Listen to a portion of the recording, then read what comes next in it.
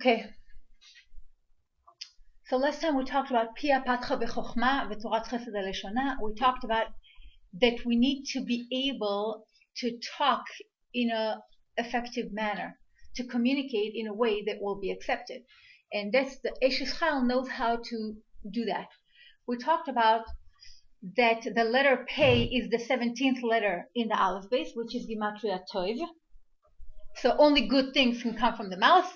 And also the Gematria of the word Peh, mouth, is 85, which is 5 times 17. 5 levels of good, 5 good communications that we need to use with our mouth. Now, the word in Hebrew for lashon, for tongue, comes from the word lalush, to need, like when you need a challah. Why? What's the connection between a tongue and to need? To knead dough. A tongue, just like when you knead, you take a bunch of ingredients and you make it into one. You connect the flour, the water, the eggs, whatever it is, and you make it into one dough, one entity. So is it the same thing when you talk, you're supposed to connect to the other person. So just like dough is made of many different ingredients, but you're supposed to make them into one thing, one entity, you connect all the ingredients. When you talk to the other, you're supposed to connect to them. This is a tool that Hashem gave us to connect to other people, to connect to other human beings. And that's how we're supposed to use it. If not, we're missing the whole point. So that's why the word lashon comes from the word lalush, to need. Now, the 5 levels of communication that we're supposed to use our mouth for are chesed, gvura, tiferet, according to the spheres. Chesed, gvura, tiferet, netzach, hod. It's 5 levels. Yesod and malchut are not in this. We'll talk about it later if we have time. Now, chesed. What does it mean to communicate with chesed? Communication with chesed is words of love. Sometimes we take for granted that the other one knows what we feel. Even with children. You don't need to tell them that I love you so much, because he knows that I love him. Well, you'll be surprised. It's not so. Sometimes they need this reassurance. So in order to reassure your partner, your husband, your spouse, that you love him, you need to keep saying it, maybe in different ways, so it wouldn't be boring, but you need to keep saying the same communication that I love you. You're dear to me. I care for you. I'm so lucky that I have you. You're such a good husband. You need to keep verbalizing it. Yes? I also heard, with apologies, sometimes we change our behaviors and we think that the other person, automatically sees that we changed our behavior, but it's important to point out, I'm changing my behavior because I'm sorry. Exactly. So exactly. that they can actually see that it's intentional. Right. You're supposed to verbalize things. Now, the question is, why do we need to verbalize things? Number one, like I said before, because it makes it much clearer to the other. Sometimes you feel that you're doing certain things, but for you it's clear, but for the other one it's not. So therefore you need to verbalize it. Number two, the Rebbe says that when you verbalize something, you intensify that emotion. Let's take anger. Let's say you're angry at somebody. If you call somebody and talks about who you're angry with, hey, she did this to me, I can't believe it. What happens to your anger? It intensifies. You go crazy. How could you do it to me? How could you do it to me? It intensifies the feeling of anger. Until now it was in the back burner. Maybe it was in your heart. You didn't verbalize it. You didn't clarify it for yourself. The more you clarify it, the sharper it is, the more intense it is. You understand? When it's in the back burner, okay, I'm angry. I don't know exactly what. I just know that I'm angry. When you start to talk about it, you make it for yourself much clearer and much more intense. And that's why our sages tell us that when you're angry, you need to be quiet. Unlike modern psychology that says that you need to, let it all out, otherwise you're going to explode and and then start kicking the pillow, throw things. I just heard there's a new survey to curse, is a cure for temper. Curse, just curse, let your mouth out. So, unlike that, our sages say that the cure for ka'as, for anger, is to be quiet. What? Yeah. Can you talk about how you I'm gonna talk about I'm gonna talk about anger later when I talk about gevura. Okay, so remind me. But anyways, what the Chachamim says like this, and just now they found out a few years ago they found out that some psychologists made a survey or a research that actually they thought until now that if you don't let it out, it's going to explode within you. You're going to become a volcano. Now they understand that if you don't let it out, it dissipates. That's what it is. It dissipates with time. You don't need to intensify it by verbalizing it. We already practiced something like that in, I think, Japan or somewhere. Yeah. And the people become like totally angry because that's insane. You just separate them from everybody and they leave them like in a little house or something and just leave them. Really? Until they come out. In psychology, when here you have people have a problem, they have to talk to a psychologist to let it out. Right. Like no, they separate the person and let him be by himself, and that's what kills him. Right. Now you're supposed to talk about a problem, but after you came to a certain resolution within yourself. Not at first, when something happens to you right away, you run and you talk and this and no, that's not the time because it's just going to intensify it. If you cure it within yourself, you heal it, then you're allowed to let it out, but in a pure way, in a fixed way, in a correct way. So that's already a different level of talking about it. Okay? Just like this, when you're angry with your husband, the time to resolve the situation is not at the time of the anger because you're going to say stupid things and you're going to do stupid things. It's not, and you're not going to think rationally. The time to resolve the issue is after your anger dissipates and now you can think logically. So just like it intensifies bad emotion, verbalizing intensifies good emotions. So it just doesn't just clarify it to your spouse how much you feel about him. It clarifies it to you. It intensifies it for you. When you say I love you, you really understand how much you love him. Words have a very, very tremendous power. Tremendous power. They can even work on your machshava, on your emotions and your thoughts. By saying certain things, you make yourself listen to what you say. You make yourself focus and pay attention to what you say. Yeah. I have a question about words and verbalizing. How does the written word, I guess, play itself out in terms of this? Because I know the written word is powerful and it's also like a form of communication, but it's not spoken with the mouth. It's not like a hand. Right. I think it's about the same. Sometimes it's very hard for us to say certain things and it's easier for us to write it down. It's okay. I mean, it's still for words. For ourselves, also to clarify for yourselves, to let your emotions out, definitely. So it, like, let's say writing something would kind of be pretty much equal to verbalizing something. Exactly. Yeah. Although, with a husband, you need to, you can't just write notes all the time. You know what I'm saying? You need to verbalize things. No, I was just doing generally the concept of the question I had last class. Right. Okay, so that's number one. So chesed, communication of chesed is to talk loving words. We are in a society that we get much more attention. Usually we get attention when we do something bad, when we have a negative behavior. In school, when are you recognized most of the time? When you do something bad. The goody-goodies are not always recognized, unfortunately. But you grow up thinking that this is a normal way to behave. Like when I'm okay, when I'm good, I don't need to be recognized. Nobody needs to talk about it. And it's a very, today everybody talks about positive reinforcement. In Judaism, it was always there. You always needed to verbalize words of things, words of love, words of chesed, always, just like you do every day in davening to Hashem. The same thing is with the spouse. Even when you think that it's self-understood the way you feel, it's very important that don't forget to verbalize it. Don't forget to say these things. He will appreciate and you will appreciate. Even if it's hard for you in the beginning. Because it's hard for us to say certain things. It puts us in a fragile or vulnerable position, right? When we say I love you, it's a little bit, embarrassing, or all of a sudden like you are on the vulnerable side. It's okay. Let your ego off. Let it go. It's okay to verbalize things like this.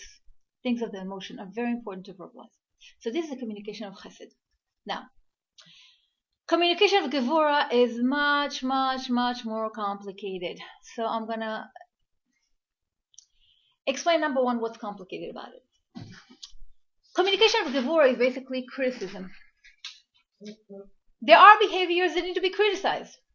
Sometimes your husband does things that you don't approve of.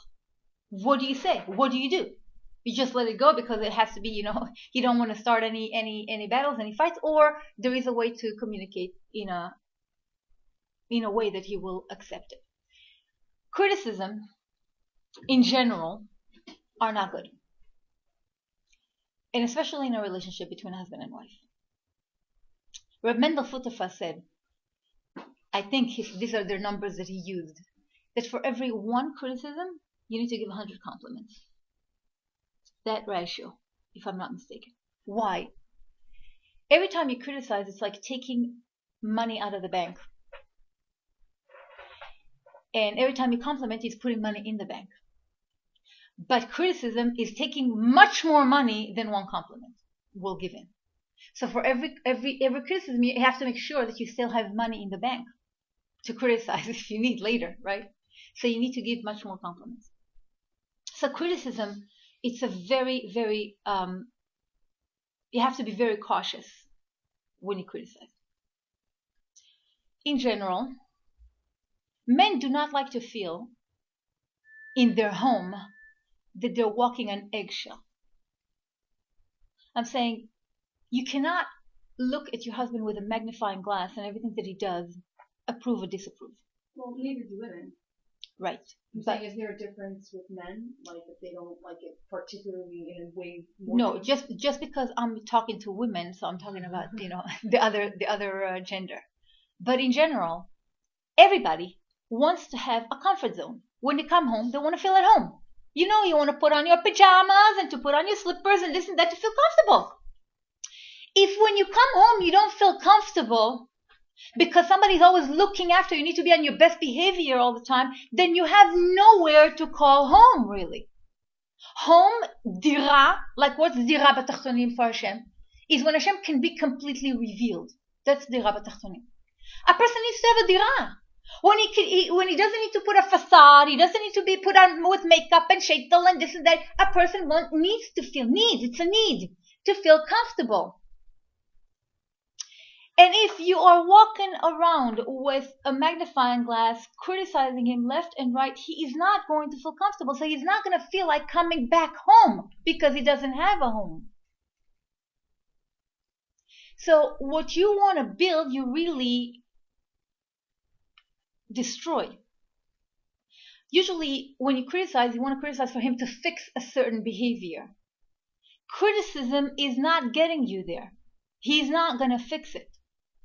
Or even if he fixes it in a short term, but in a long term, he has a resentment piling up, accumulating against you. Because nobody wants to be criticized. Nobody. And I don't care, constructive criticism, this criticism is not good. Try to diminish as much as you can. Now, we see that right before Moshe Rabbeinu goes into Eretz Yisrael, right before the Jewish people go into Eretz Yisrael, Moshe Rabbeinu gathers everybody and talks to them. And basically he gives them rebuke, right? 40 years I've been with you in the desert. You did this and this and this and this. You better behave. When you go into Israel, be careful. Don't repeat your mistakes. I'm not going to be with you. Yeshua is going to be with you. Don't repeat your mistakes. So he gathers them and he tells them, for the history, what happened the 40 years, you did this, and he rebukes them. Why dafka then? Because it says that a person should rebuke right before he dies. Because if he rebukes beforehand, then he'll have to rebuke and again and again and again and again. Also, he's not going to have a face to look at the person that he rebukes. It's an embarrassing situation. So he should rebuke right before he passes away. And that's what Moshe Rabbeinu says. But like that's the farewell, like that's the way you part with someone. It's also pretty like. It's what you remember. Yeah, and that's how you part with someone. You don't want to part on a such a note. Right. He's not rebuking them as like, oh, you made me so angry, I couldn't take it. No, he's rebuking them in order to build them for the future. So they understand that it's for their own good. But let's understand how he did it. Look how a Rebbe rebukes. It's unbelievable to see that. If you read the pasuk says, the first pasuk, I believe it is,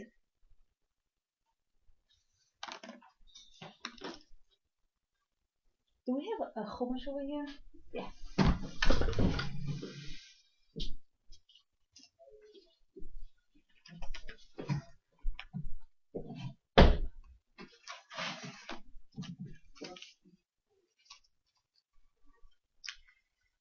Okay.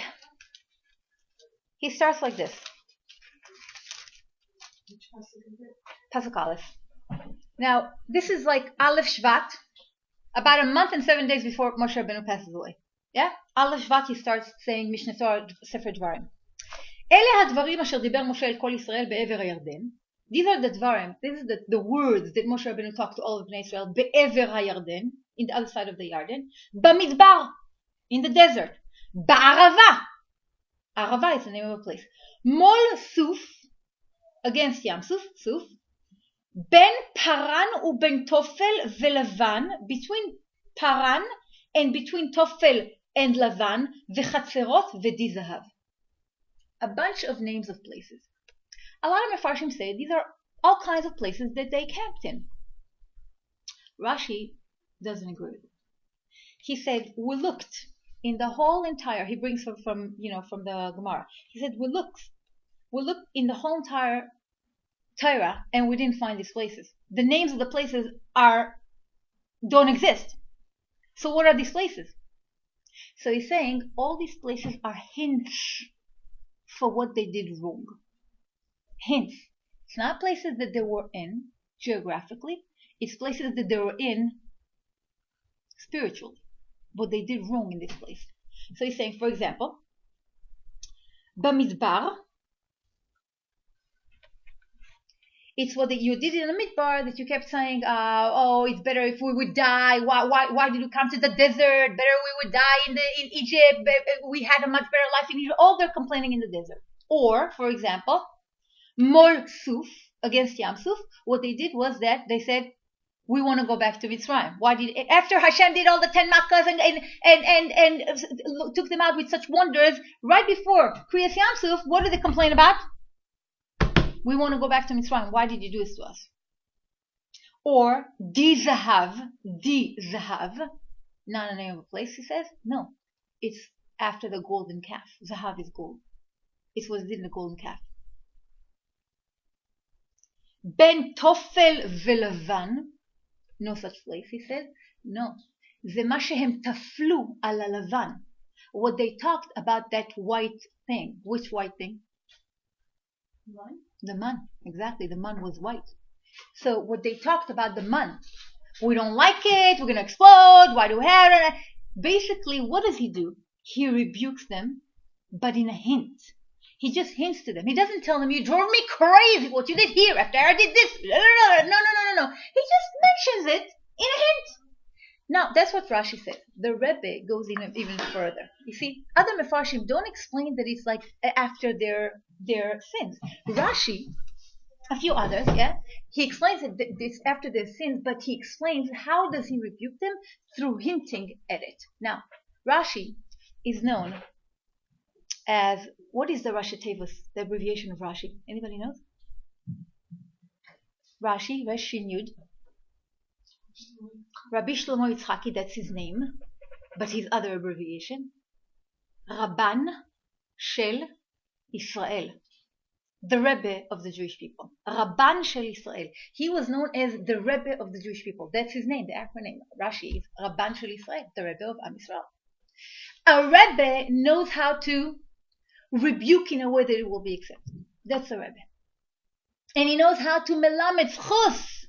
In other words, to find the merit, not the merit, how do you call it in English?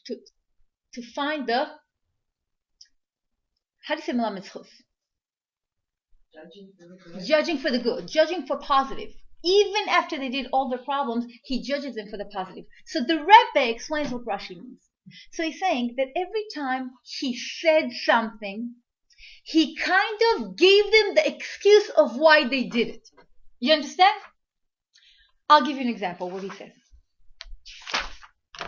By giving them an excuse of why they did it, he made them understand that he's coming out of love. He's not judging them. He's not putting them down. He's coming out of love. I understand why you did this and this, but still there was something, a little bit something to correct. You understand? That's why David HaMelech says in Tehillim, Chesed ve'emet nifgashu. Kindness and truth met. What does it mean, kindness and truth? Usually, emes is higher than chesed. Truth is higher than chesed, than kindness. Here, David HaMelech puts chesed first. Why? Because when you come to say the truth, you need to start out with chesed, with words of love and kindness. Then you come to say the truth. In other words, there's room for the truth. You're allowed to say what you think. If something was wrong, you're allowed to say it. But you have to know that before you say it, you have to give a little bit of kindness before you give the criticism. And this is basically very much contradictory to the human nature, because when you want to come to criticize somebody, you want to show him how bad it was that he did it. You don't want to give him excuses. You want to make him understand you did something really, really wrong. And so you did this, and it caused this, and it caused me to do this, and you give them all the, all the implications of what he did just to understand the strength of how wrong it was. And here he's telling you, no. Give them an excuse of why they did it, and then said why they did it. I'll give you an example of what he said. Bamidbar. Why did he have to mention Bamidbar? Everybody knows that they were in the desert, right? But he says, no, when we were in the desert, where were you? For 40 years you were in the desert. Where else were you? In Honolulu. What does it mean when we were in the desert? So the Rebbe says, you know why in the desert? Because the desert is a place of nechashim, snakes, ve'akravim, and scorpions. It's a desolate place. It's a hard place to be in. For 40 years, these people are stuck in the desert. So it's understandable why they'll be complaining, even though Hashem gave them, really, they didn't have a reason to complain. Because they didn't even feel the desert so much. You understand? They were covered with a cloud. They had all their food. All their needs were taken care of. But still, when Moshe Rabbeinu comes to tell them what you complain in the desert, first he gives them an excuse. And I understand why you complain. It was a very difficult situation. Bamidbar. Midbar is a place of difficult conditions. There's no, civilization. You're in a place of animals. And you're supposed to operate on for 40 years in this situation. So I understand why you complained. But you complained. That's it. The moment he tells it to them, what does it make them feel?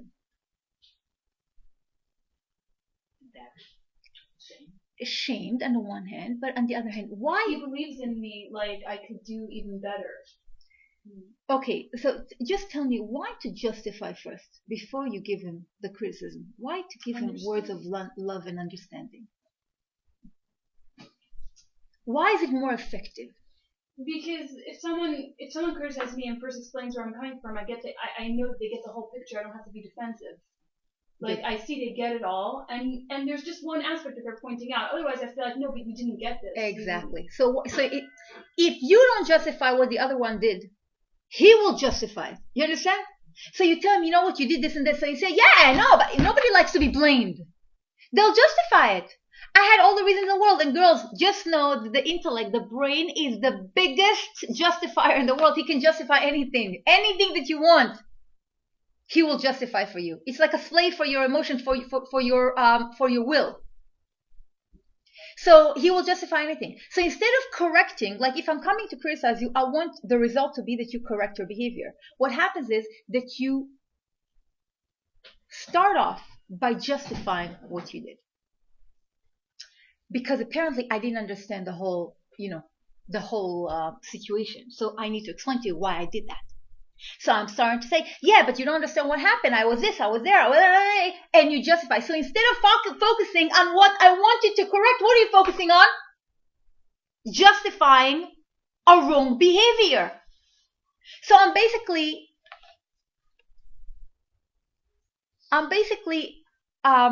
accomplishing nothing by criticizing you in this way. Continue what he says. For example, about tofel velavan. Tofel velavan, it's what they said about the man, right? It's a hint. It's a hint. Some commentators say, no, it's a place. No, Rashi says it's a hint. So the Rebbe says, why does it say Lavan? By the way, this is only the Rebbe. It's not Rashi. Only the Rebbe, who is the Rebbe, right, can understand how Rashi melamed zchus on the Jewish people. Like if you would read Rashi, you wouldn't get it from it. The Rebbe is the one who points it out. Why Lavan? Why does he call it Lavan? We know that it was white. Well, why call it Lavan? Call it something else. You understand what I'm saying? Like, why call it after the color?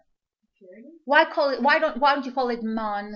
Tofel on the man, tofel on the circle thing, on the shape. Why Lavan? So no. So the Rebbe says the opposite.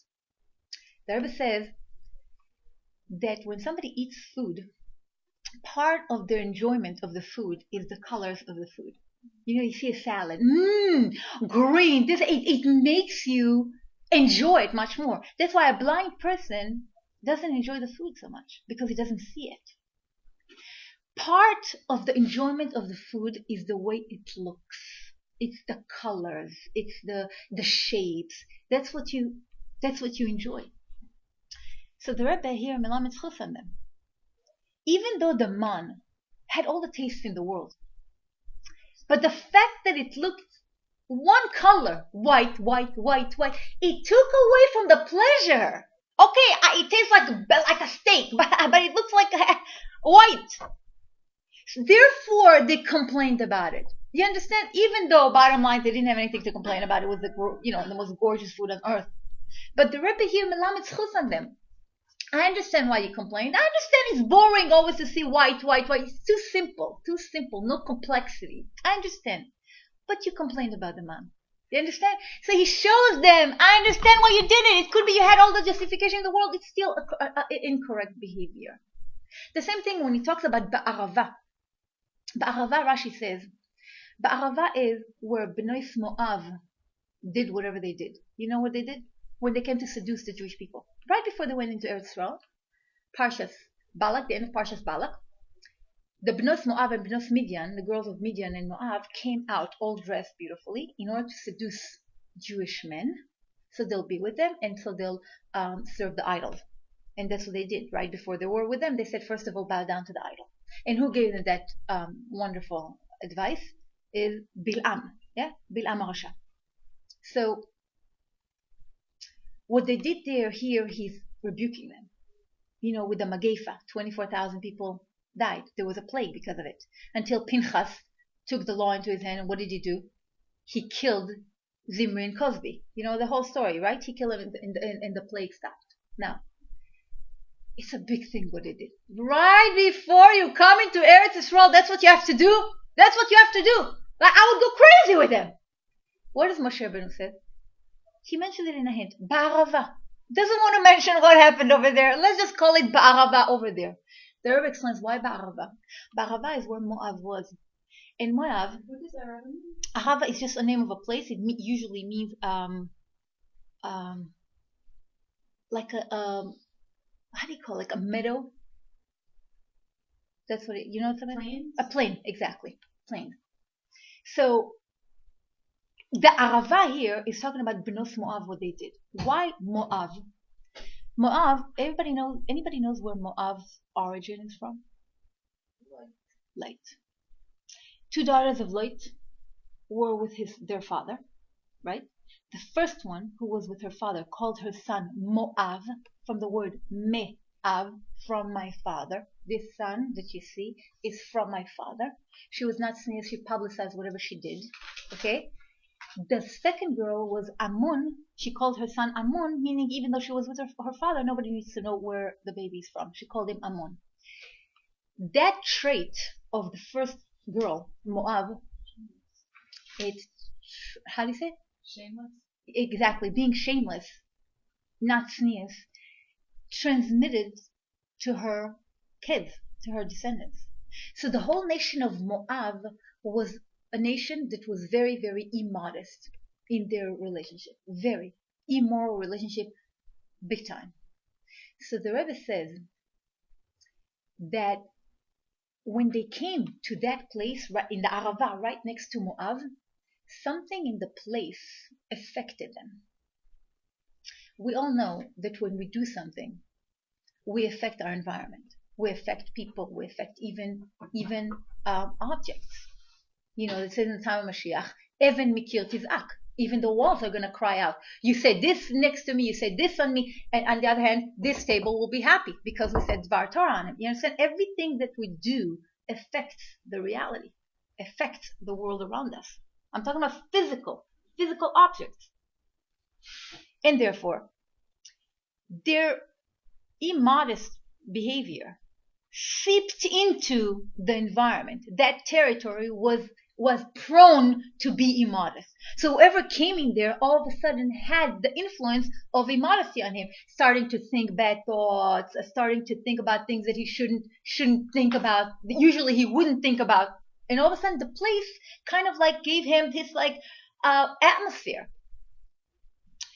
So the Rebbe says that's the limud zchus on them. It didn't come from them. Where did it come from?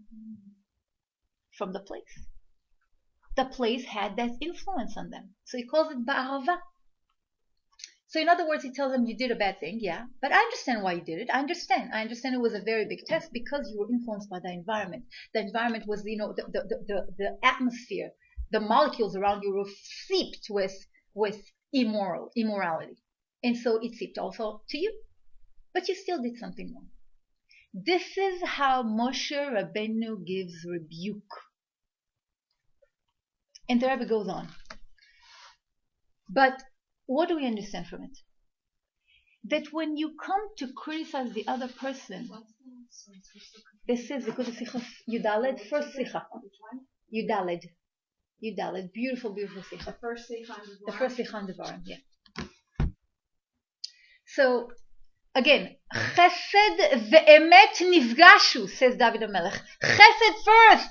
You come to say the emet, yeah, I can tell him. What? He did something wrong. He didn't do it. Yeah, okay, you can tell him. But you first of all have to give an introduction of chesed, words of understanding, words of love. I understand why you did. I even justify you.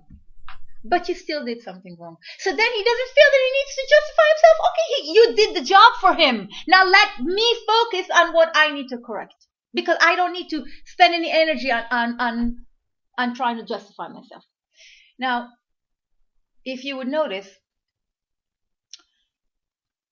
I once made this game kind of with a class that I taught. And I told them to write all kinds of circumstances and why they did it and why her friend did it. For example, I'll give you just an example. Let's say you leave the house to your husband with the kids because he had to go somewhere in the morning. When you come back, when your daughter comes back from school, all of a sudden you see one sock red, one sock blue, a mishkababa. So what are you saying? My husband is so... What would you say? Give me words. I know what I would say. My husband is so... It's a slogan, out of touch, doesn't care. You know, come on, what, he can't even match two things together like he... Pasha doesn't care. Maybe he was creative. Maybe the kid wants to wear two different colors and he let her express herself. So that's a nice way to think about it. If it would happen to you, okay, let's say this would not happen to you, hopefully, but let's say he forgot to send with her lunch. Okay? If it would happen to you, you would blame it on the circumstance. In other words, I had such a crazy morning, the phone rang, and the this, and the that. Yeah, I know, crazy. Why did I do it? Not because I am lacking, not because I'm not good at something. Why? Because I had a crazy situation. When he does it, what do you say? He is so ... Not that he had a circumstance or this. No. He. How come when you talk about you focus on the circumstance? It's not you. It's a circumstance. When you talk about him, it's him. You define him.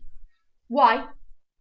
No, I just want to say everything in life, you always, need the other person, but when it comes to yourself, You're also Exactly. still looking for someone else to blame, so you can't blame the person, so blame the person. Right, exactly. But you would never say, I am wrong. Like, you would never say, oh, I'm so out of touch. Oh, I'm so negligent, and that's why I didn't send my lunch with my daughter. You would never say that.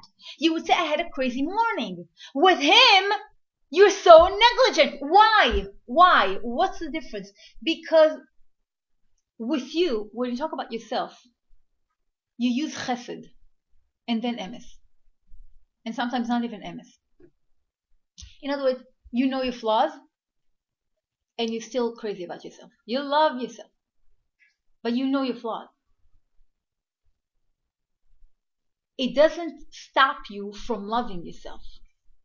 So when something comes to contradict, to admit that you did something wrong, you would always try to find a reason why you behaved in a certain way. The other one, you see his faults. You concentrate and you focus on his faults much more than on his good side. So right away, what jumps in front of your eyes? A fault of his. Oh, he's negligent. Oh, he's irresponsible. Right away. We're supposed to we're supposed to love the other like we love ourselves. Just like with ourselves. We love ourselves even though we know all the flaws. I know I'm jealous. I know I'm angry. I know I'm this, but I still love myself. So what? It doesn't bother me to love myself. Right? The same with him. Sometimes couple come to me and the woman tells me, I can't stand him. He's so this and this and that. And when I point to her that she also has this and this and that, other qualities that are not wonderful, how come you love yourself so much? If you concentrate on your qualities, you also shouldn't love yourself. You understand? Your qualities that are not good. You shouldn't love yourself. How come you love yourself and him you don't? Sometimes, I'm telling you, some women, it's so sad to see. They fall out of love with their husband because they see all kinds of qualities that they didn't think that he had. Before the marriage, you live in a euphoria that your husband is going to be the perfect husband. Well, the Rebbe's taken. Nobody else is perfect. That's it. You're not perfect, and he's not perfect. And after the marriage, when you find out, then you have to deal with reality. You have to deal, oh, that's not what I expected. And some women get very, very, very depressed and disappointed and disillusioned that what they thought they're going to get, they didn't get. So they concentrate all the time on the negative points of their husband. Somebody told me that she wanted her husband to be a learner. She thought she marries a learner. Everybody told her he's a learner. He loves to learn. He loves Torah.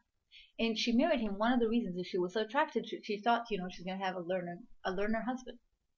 Turned out that he likes to learn, but he doesn't do it so often. He's very lazy. Once he's with a book, he's brilliant. He loves to learn, but until you get him to be with a book, it's a whole different story. So she kept telling me that she was deceived. People told her something that wasn't true. You understand? So what do you do now? What do you do now? Are you concentrating how lazy he is? And so it makes you even more upset with him? Are you criticizing him left and right? I thought you're this, I thought you're that. Why don't you learn what it is? Somebody told me that a girl from seminary just got married. She told me she kicks her husband out to go to Fabrings because he doesn't want to go. Who are you exactly? Are you his mashpia, mashgiach? Are you Rav? What are you exactly? Who are you to criticize his avodas Hashem? It's so interesting because I saw a Rebbe saying that a woman should not let her husband go to see before he is married, and different things like that. Shouldn't let? Yeah, something like that. The Rebbe says in a sikha. The Rebbe says in many sikhas, if you read Shidduchim Nisuin, whatever, the book they compile together, the Rebbe said that you're supposed to do it, but in a smart way, not in a way of a mashgiach. You did chitas today, here. Like you understand? It's not. It kind of encouraging, kind of like showing him how you want him, how he'll please you if you'll do that. Not did you do it.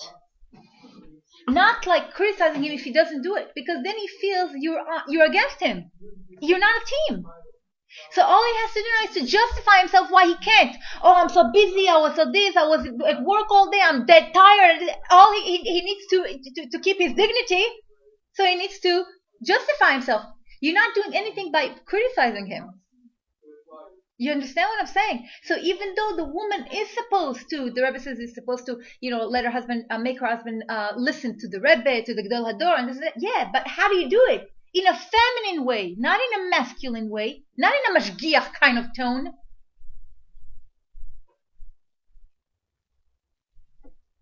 So, yes, this is the thing. I just want to see if this clock is good.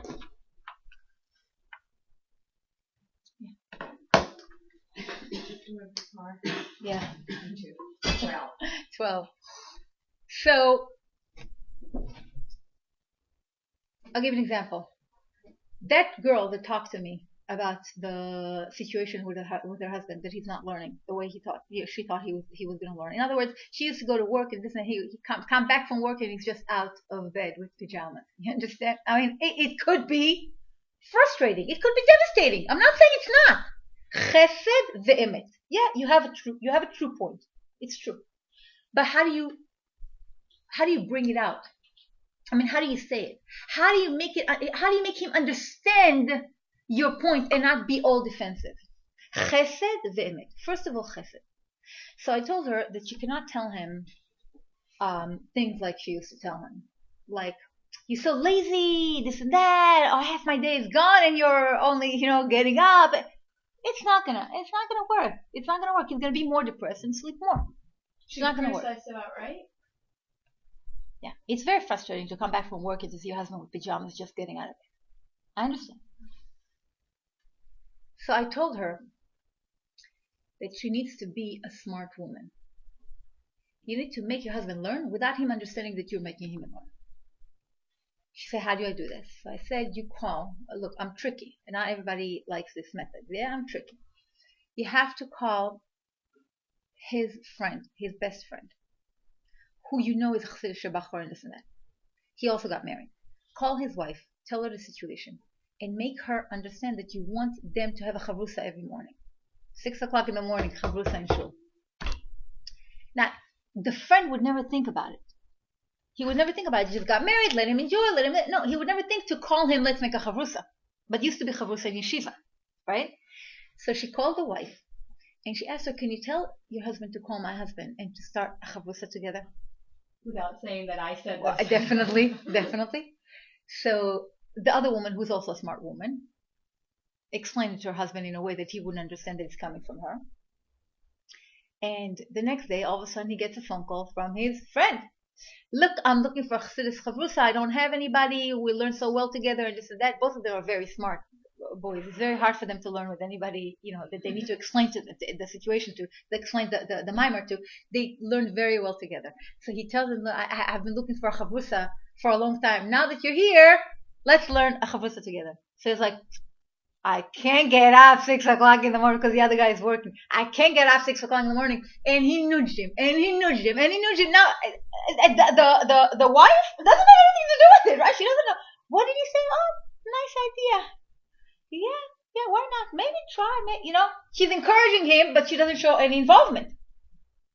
Eventually, he couldn't stand the pressure. And he started learning every day at 6 o'clock in the morning. And sometimes he would come and the other chavrusa wouldn't come even. You understand? It turned out so well. Now, when he comes home from the chavrusa, she is in between her works. I forgot already her schedule. So she talks to him about it. And tell me what you learned. And tell me this. Wow, really? Wow, it's so amazing. This and that. What did he accomplish here? He's a mashpia. His wife respects him. She wants to hear from him. Now, he understands how to please her. So that became a very, it's a big favorite part of his day is to go and learn in the morning and then come and give a chazara to his wife. So she did everything behind the scenes, and then she knew how to play the role of a mekabel. Tell me what you learned. Tell me what you understand. This is the way to behave. By criticizing, she didn't get anywhere. Her husband was just fed up of her. I didn't come here. I didn't get married to be criticized all day long. Just like you don't like to be criticized. Who likes to be criticized? Who? Anybody likes that your husband will tell you, you don't look good in this dress? or you gain so much weight. Do you like it? Nobody likes it. And yet, women are much more, by the way, critical than men. We're coming from Gevurah. Men come from Chesed. Chesed, everything is okay. Gevurah is very, very judgmental. Very. And she pays attention to details. Men don't pay attention to details. Most of them. So a woman is much more noticing what's wrong all the time. She has a much bigger talent, so to speak, to criticize than her husband. She cannot use her talent to its full potential. You know what I'm saying? Okay, you know how to criticize. Beautiful. That's not what we're here for. We're here to build, not to criticize. Criticism destroys. So if you see something wrong, try to fix it in a roundabout way, not straight out. Yeah. How are we from Gevurah again? Why are women from Gevurah? Women are from Gevurah. Like that's all we come. We are from the left arm, and the men are from. What do you mean? According to Kabbalah? Whatever. I don't know. Yeah, but I don't know why. According to Kabbalah, Chesed is a man. Just his whole the way he looks at life, the way his point of view is much more Chesed in general than a woman. A woman is much more detailed, much more judgmental, much more paying attention to a million details at the same time, is able to do a million things at the same time. Leave a man in the kitchen and you'll see what happens.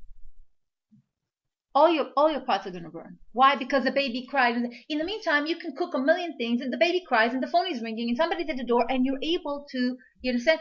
Because Bina and Gevurah are connected. So Bina is a lot of details. You understand? So we're able to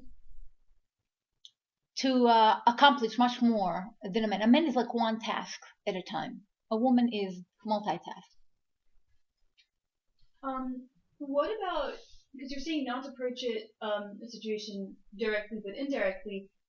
What about if you're doing directly in a gentle way, like not like you're such a this and that, but I would like to see X, Y, and Z. Or like, okay, in a there is room. There is room to do it. Like we said, Moshe Rabbeinu did rebuke. There is room. You have to be very cautious. What's going to happen in the long term? I would say try not to criticize at all. If you have to, if something has to be corrected, there is a way to say it. Definitely. But first of all, give him all the feelings that you can in the world to show him how much you love him and appreciate him. Chesed first. And then tell him, I would like you to be home more often, or I miss you, or I need help with the kids. You're allowed to say what you need help with. Mm-hmm. You're allowed to say what you want to see. Because then you're just telling him, I need you to be a mashpia. I want you to do this. I mean, I would like to see that. The moment you say I would like to see, he wants to please you, he wants to fill that lack. The moment you come and tell him you didn't do that, he doesn't feel like a mashpia anymore. He feels like you're putting him down. You're the mashpia.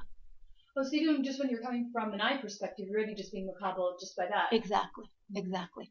Like the moment you say, I miss you, instead of why aren't you coming home more often, or why earlier, right? You have a lack. I miss you. Okay, now that you have a lack, I can be your mashpia. So you're focusing more on your lack than on his lack. Exactly. Because when you focus on somebody's lacks, automatically he wants to justify. Nobody likes to see his lacks. But when you say I lack, I want to see that. I want to see, I don't know, the house painted, grocery, whatever it is, right? I'll give you an example. You want a new shaitel, okay?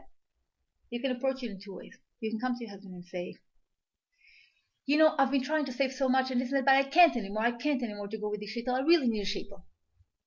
Okay? Or you can come to him and say, I need a shaitel. What would make him want to please you more? Want to feel the lack more? When the stress is off. Not just the stress. What did you do? What's his whole introduction before you say I need a shaitel? I try to save money. I try to do this. I try, but I can't anymore because it's this. You give him all the what? like how you try to be self-sufficient. Exactly. I was in control of the situation. I know what the finance is like. I can take care of it. But the bottom line, after everything that I did, I need a sheitel. I decided that I need a sheitel after I managed all the finance and this and that. You show him that you're self-sufficient. Do you remember what I talked about, Anita? Being self-sufficient? Self-sufficient, I don't need you. I came to the conclusion, and this is the conclusion, the final conclusion. All I need you to say is, yes, sir. He doesn't feel like a mashpia. He felt you already decided, orchestrated, everything is done. You understand? He doesn't feel like a mashpia. If I come to him and say, I need a sheitel, he wants automatically to please you. Mashpia wants to feel a lack automatically. If he would ask you, oh really? Why? I thought you had a night. Then you could tell him it's this, because he asked for it. But don't show him how you're in charge of everything, you manage everything, and not all you need to do is a sample of approval. Because that's not a mashpia.